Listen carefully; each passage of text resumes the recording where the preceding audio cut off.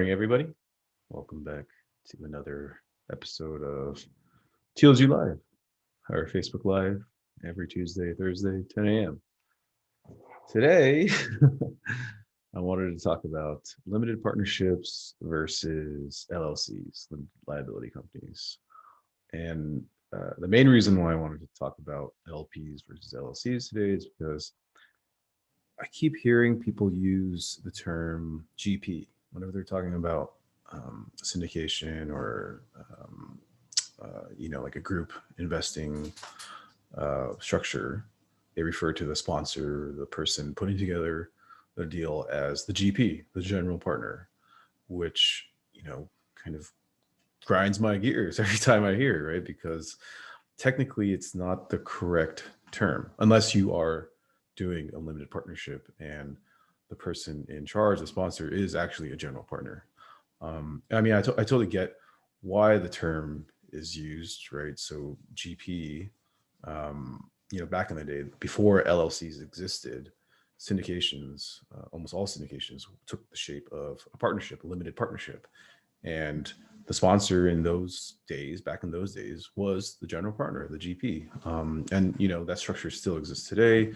And there are deals out there that use LP structure, limited partnership structure with a GP. But, I want to say 99% of our deals, the clients or our clients, their deals, they use LLCs, right? They don't use limited partnership. So saying GP is incorrect technically, and it's important, right? There's an important distinction between limited partnership versus LLC. So what is that distinction? Why does it matter? Why is it important that you use the correct terms? So first of all, let's talk about similarities between an LLC versus limited partnership. They're both entities, obviously.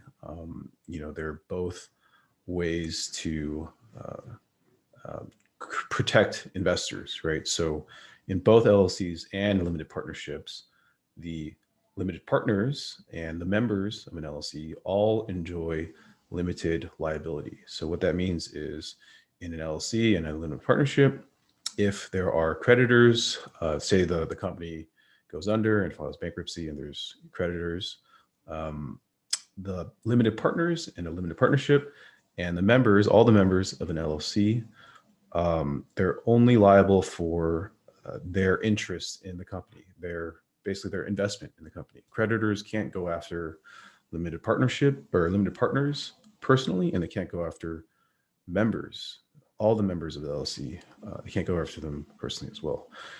And that brings up, the important distinction, which is the general partner in a general partnership is generally liable for all of the partnership's liabilities, versus, an LLC, where if you have a manager in the LLC, the manager also enjoys limited liability. So if you have a limited partnership, the GP is generally liable. That means creditors can go after the GP's personal assets if the company doesn't have enough to satisfy a judgment, versus a LLC where everybody in the LLC, manager, member, everybody has limited liability. So creditors can only go after the manager to the extent of their interest in the LLC.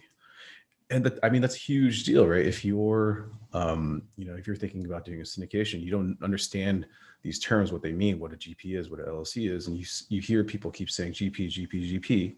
And when you go out and form your company to do your syndication and you form a limited partnership and you're the GP, you are generally liable. Your creditors can go after you personally, right? So it's important to understand the distinction. And that's the main reason why our clients and why we advise our clients to use an LLC versus a general partnership, because for everybody. The second issue with it, and it's, a little bit less important, but still important, is the fact that an LLC can be structured many different ways, right? So you could be manager managed versus member managed. A limited partnership is a limited partnership. You can't structure it any other way. It has to have a GP and limited partners.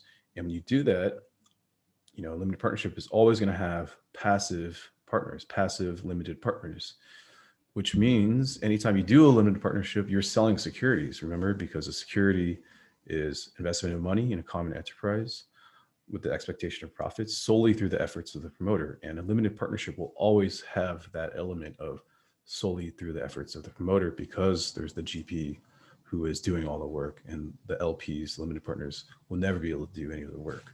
Versus an LLC, if you didn't want to get into the securities world, you could do a member managed LLC where everyone has equal say in the company. Everyone has a vote in the day-to-day operation of the company, and you still enjoy limited liability. You don't have to worry about the fact that, hey, North, come on now. Everyone still enjoys limited liability. So that's what I wanted to talk about today. Something that's been bugging me. But I totally understand why that term, people use that term. It's just, it's a holdover from back in the day when LLCs didn't really exist. And, can't really get rid of that. But to the people that didn't really understand the distinction, hopefully this educated you a little bit, and you learned something. As always, again, come on, Nort. Today is Thursday. That means we got another episode of TLG Talks today at noon. Go to our YouTube page to watch that. It's always a great episode, so go check it out. We are doing another rookie camp in April. I think we just announced that. So if you missed out last month, I know we sold out super quick. So if you missed out last month and didn't get a chance, we're going to have another class in April. So definitely go to our website and sign up for that ASAP if it is available. If not, follow us and we'll let you know when it is available. Anyways, yeah, thanks for tuning in, and I'll see you guys next week.